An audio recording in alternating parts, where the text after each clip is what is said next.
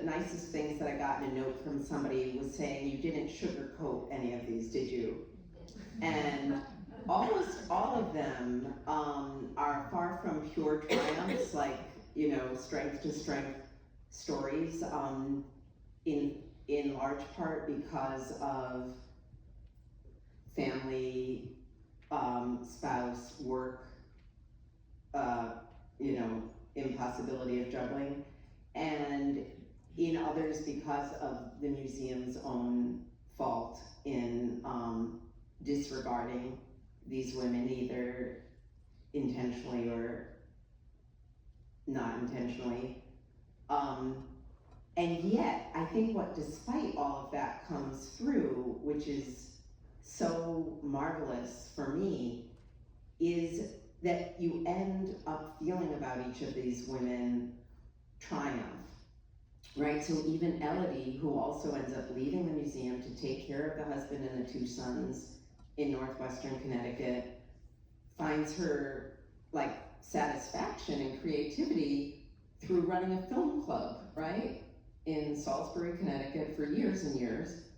And so the ones who do leave the museum early go off to whole other lives, and those are addressed in the book as well.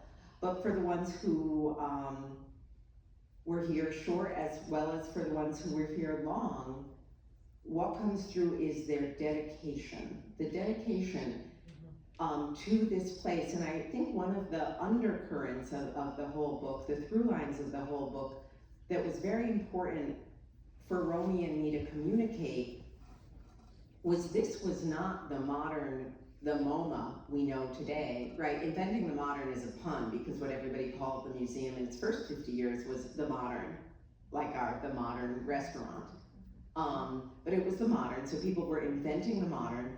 And what we really wanted to communicate to readers was just, you have to step back in time. You have to strip what you know of MoMA away and realize this place was so fragile and so precarious and so absolutely not guaranteed to succeed.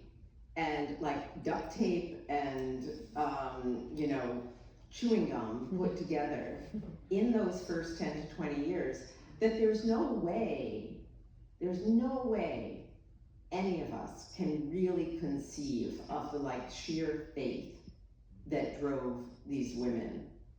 And well, Romy, you would know that well from the research end of it, but what were some of the ways in the book that we tried to kind of make sure that the fragility and kind of chanciness of MoMA turning into anything, let alone of the modern turning into what we turned into, came across? Yeah, it's so true. I mean, it really is hard to get back to thinking about it that way, because so much of what we think of in terms of our collection and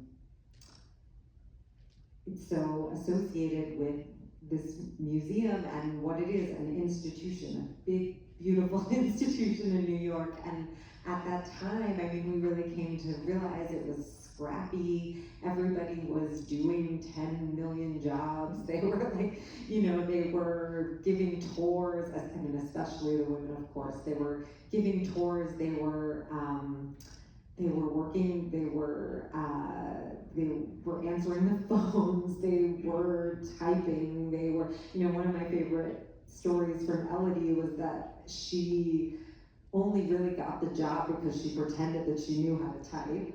And she taught herself to type within the 2 weeks between when they gave her the job and when she said that she was able to start. And so, but that wasn't just her. I mean, all of them have stories like that where and also because the museum was so, there was a kind of an openness in its early days, where the exhibitions weren't necessarily what we would think of today. There were exhibitions on African sculpture. There were Edward Steichen's Delphiniums was, an early kooky exhibition. And so these women had to become expert on a wide variety of things. And we were really hoping to get that kind of scrappiness, have it come through. I mean, one other thing that really comes through in a lot of these chapters, but from so many different perspectives, is that while Alfred Barr isn't the history of the museum, isn't the only person who was making history here, he was very important to all of the women that are featured in this book. And almost all of them really wrestled with when he left. He was the founding director of MoMA, and he was actually also kind of eased out in the early 40s, and his leaving was really shaky to all of these women as well. And so it's another moment, a kind of crossroads moment, where you didn't really know what was going to happen for this museum and if it was going to become the place that it did become. Yeah. Well, I was just going to say that I think when you look at it through that prism, the uncertainty, that I think, it's been a while since I wrote my contribution,